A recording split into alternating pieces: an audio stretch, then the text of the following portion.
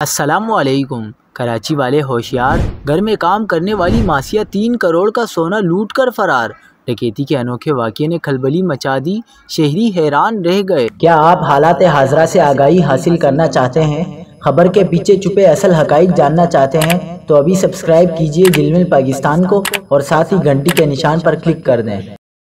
आपको बताते चलें कि कराची के इलाके गुलिस्तान जौहर के ब्लॉक 15 में दिन दहाड़े डकैती की संगीन वारदात पेश आई, जहां घर में काम करने वाली 2 मासियों ने अपने साथियों की मदद से तकरीबन 3 करोड़ रुपए मालियत का सोना और नकदी लूट कर फरार हो गईं।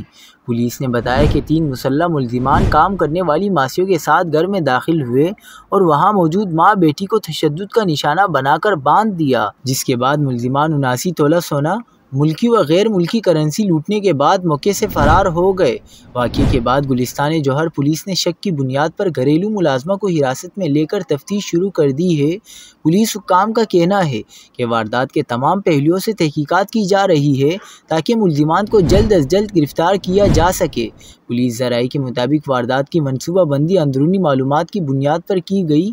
इब्तिदाई शवाहिद से ज़ाहिर होता है कि घर में काम करने वाली मुलाजमा वारदात में मुलव्विस हो सकती है।